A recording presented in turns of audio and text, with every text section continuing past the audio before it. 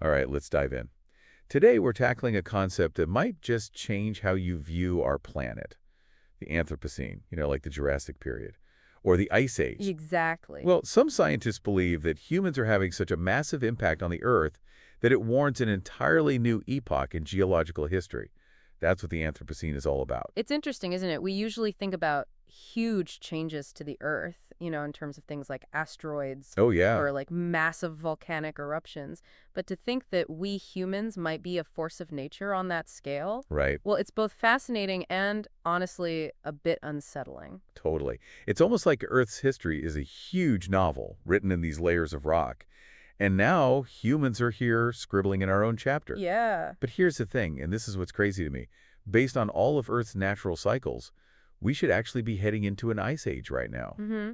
not warming up. Yeah, that's because, well, the Earth's orbit around the sun isn't a perfect circle. Right. It's more of an oval, and our planet also wobbles on its axis a bit, kind of like a spinning top that's about to topple over. Oh, I see. And all of that affects how much sunlight reaches different parts of the Earth, especially the northern hemisphere, and that's super important when it comes to ice ages. So we've got this elliptical orbit, we've got this tilted axis that's always shifting, and these shifts happen over, like, thousands of years, right? Right. But sometimes these shifts mean less sunlight is hitting the northern hemisphere during the summer. So the snow and ice, they don't melt as much. And then, damn, you've got an ice age starting. And guess what? We're actually in one of those periods right now. We are. Except things aren't quite going according to plan, are they? Yeah, quite. Instead of cooling down, the planet's heating up. Mm-hmm. And that brings us right back to the Anthropocene. Yeah. Because the prevailing theory is that human activities, especially since the Industrial Revolution, are actually overriding those natural cycles we were just talking about. Exactly. It's almost like we've messed with the Earth's thermostat without even realizing it. Oh, yeah. Think about it. Since around the 1750s, factories started popping up everywhere, and we began burning fossil fuels like crazy, coal and oil, to power all of them. Yeah. And what we didn't fully grasp back then was that all that burning was releasing tons and tons of carbon dioxide, or CO2, into the atmosphere. And as we all know now, CO2 is a greenhouse gas. It acts like a giant heat-trapping blanket around the planet. Right. And the more of it we pump into the atmosphere, the hotter things get. So, yeah, we've sort of messed with Earth's natural climate control system. So you might think, well, the ocean's huge. It can probably absorb some of that extra CO2, right? Right. You would think that. And you wouldn't be wrong. The ocean does absorb a lot of CO2, but there's a catch. Yeah, there's a downside. A hidden consequence that's not so good. Yeah, the problem is that when CO2 dissolves in seawater, it creates carbonic acid. Carbonic acid. Yeah, it's actually the same stuff that gives soda its fizz. But having too much of it in the ocean, that's really bad news for marine life. Oh, no. Especially for those creatures that build shells. I see. It disrupts this really delicate balance of ocean chemistry, and that process is called ocean acidification. Ocean acidification. Yeah, and this isn't just some hypothetical scenario. We've actually seen this happen before, millions of years ago. Oh, really? Yeah, during an event called the Paleocene-Eocene thermal maximum. The Paleocene-Eocene thermal maximum. Yeah. Okay. About 56 million years ago, a huge amount of CO2 was released into the atmosphere. The causes were different back then, but it led to major ocean acidification. And sadly, a mini mass extinction event. Scientists who study ocean sediments from that period, they actually find these distinct layers where the fossils just vanish. Wow. It's like a blank page in Earth's history, kind of a stark reminder of what can happen when the ocean's chemistry gets thrown out of whack. So this acidification, it's especially harmful to creatures with shells. Exactly. Think about corals, oysters, or even these tiny creatures called foraminifera. Foraminifera. Yeah, they all build their shell out of calcium carbonate, which basically gets dissolved by carbonic acid. So if the ocean becomes too acidic, well, it's like trying to build a house out of bricks that are dissolving. Foraminifera. I have to admit, I've never even heard of them. Why are they so important? They're kind of like the unsung heroes of the ocean. Most people don't even know they exist, but they're a crucial part of the marine food web. Think of them as the base of this huge underwater pyramid. Gotcha. They support a whole ecosystem. So if these foraminifera start to disappear because of the acidification, then that whole pyramid could collapse. It could. What would that mean for the ocean? And for us, ultimately? Well, that's the scary part. It's like a domino effect. You disrupt the base of the food chain, and that impact, it ripples all the way up. potentially affecting fish populations, marine mammals, and even our food sources eventually. What's even more concerning is that the rate at which we're releasing CO2 today, it's way faster than during that ancient event we talked about. So even if some foraminifera survived back then because the change happened more gradually, this rapid pace might not give them enough time to adapt. Exactly. The ocean's becoming acidic faster than it has in millions of years, and the consequences could be pretty severe. And that kind of leads us to the big question. Is the Anthropocene, this era of human-driven change, is it officially recognized? Ah, the million-dollar question. Right. So is it official? Well, it's a bit complicated. You see, the official geologic timescale, it's determined by organizations like the International Commission on Stratigraphy, Right. and there's still a lot of debate going on in the scientific community about whether to officially declare the Anthropocene as a new epoch. So some scientists aren't convinced. Right. What are their arguments against it? Well, some scientists, like Stan Finney, they argue that plants have actually had a bigger impact on Earth than humans. Think about it. Plants produce oxygen, they shape landscapes, and they've been around for much, much longer than us. Yeah, that's true. But we don't have a Plantocene epoch, do we? I see their point. Right. So it's a debate about scale and impact. Like, how do we even measure if humans are a big enough force to warrant their own geological epoch? Exactly. But then, of course, the counter-argument is that the speed and scale of human impact are unlike anything the Earth has experienced before. We're changing the atmosphere, we're acidifying the oceans, and we're leaving behind this really distinct mark on the planet's chemistry and ecosystems. So whether all of that is enough to justify a new epoch, that's still being debated. It sounds like it's going to be a close call. We'll have to wait and see what the scientists decide. But regardless of whether the Anthropocene gets official recognition or not, one thing's for sure, we are having a huge impact on this planet. Mm-hmm. And that raises some pretty important questions about our responsibility for the future. Yeah, it does. So we've really dug into the science behind the Anthropocene. We have. And how human activities, all of us are changing the planet in ways we probably never could have imagined. Right. But even if scientists haven't completely agreed on if it's an official epoch or not, one thing is clear, we're definitely leaving our mark. And it's like, what now? What do we do? Yeah, it's kind of like that moment you realize, oh, I've been driving with my eyes closed. Oh, And now we're awake. We can see the road ahead, and it's full of obstacles. yeah. So the big question is, how do we navigate this? I mean, it's easy to feel totally overwhelmed, right? Yeah. When we're talking about these planetary scale changes, what can any one person actually do? That's what I keep coming back to. I mean, I recycle and all that, but it feels so small. Yeah. Like a drop in the bucket when we're talking about melting glaciers and acidified oceans. Like, where do we even start with a problem this big? Well, I think the first step is acknowledging there is a problem, and we've definitely done that. Yeah.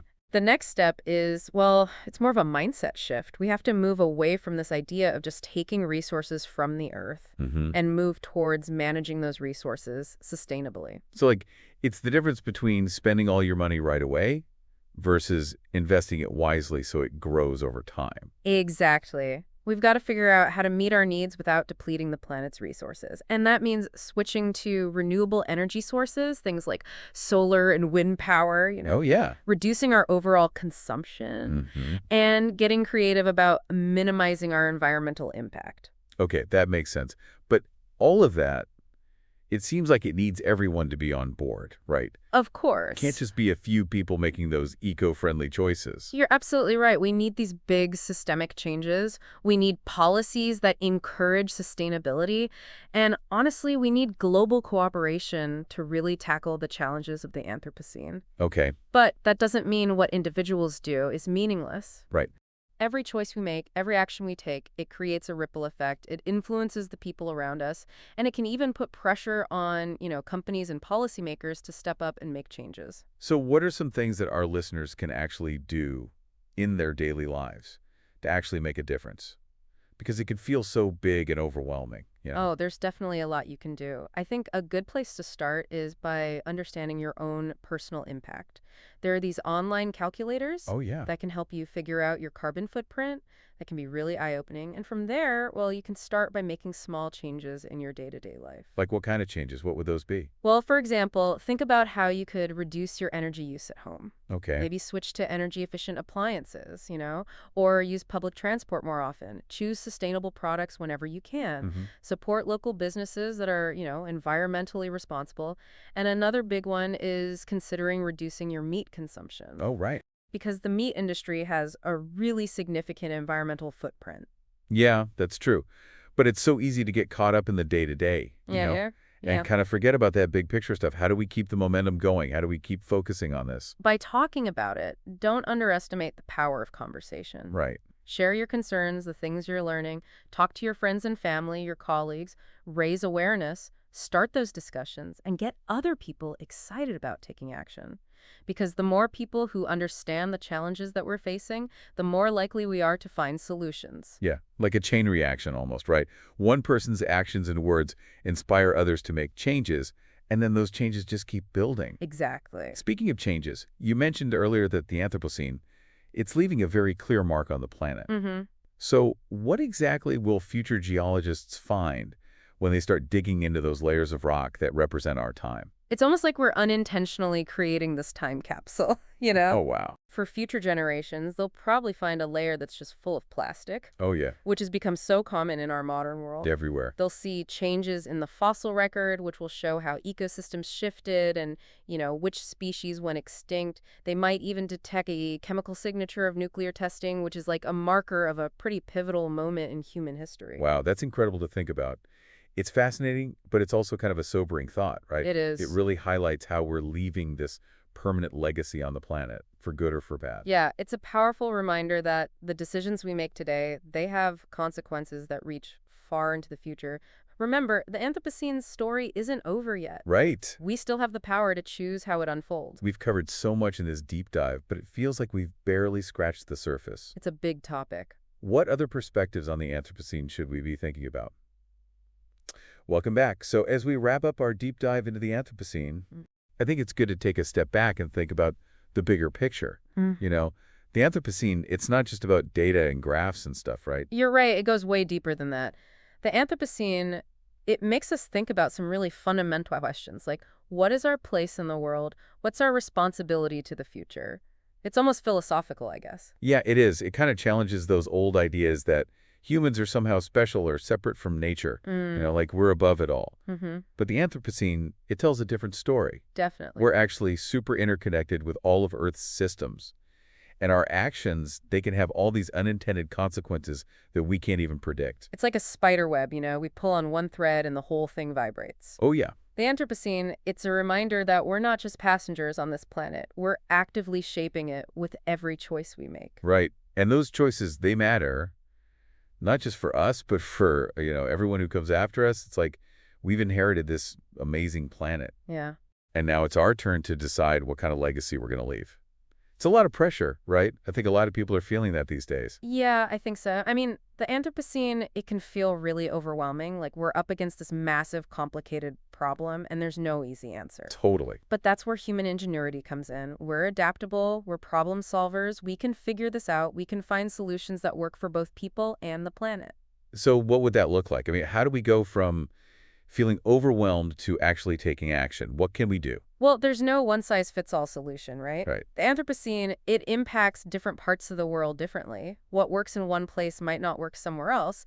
We have to find solutions that are tailored to each situation, each community, each culture. So it's about looking at all the details, all the different perspectives, and finding solutions that actually get to the root of the problem, not just like putting a Band-Aid on it. Exactly. It's about embracing the complexity of it all, recognizing that there's no single bad guy or good guy in this story. We need to work together, be creative, and be open to challenging how we think about things. And even small actions, they can make a difference. It's easy to get caught up in all the doom and gloom, right? It is.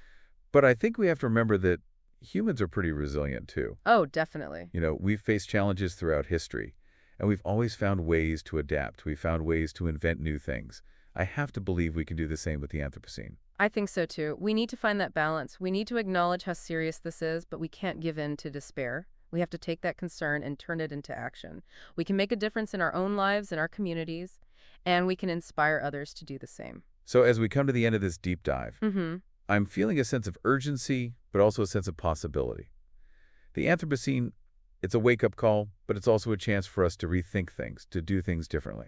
It's a chance for us to mend our relationship with the Earth and to create a better, more sustainable future for everyone, not just for us, but for generations to come. It's a story that's still being written, and we all get to play a part in how it ends. That's a great point to end on. So, to our listeners, we'll leave you with this. What choices will you make? What role will you play in the story of the Anthropocene? Thanks for joining us on this deep dive.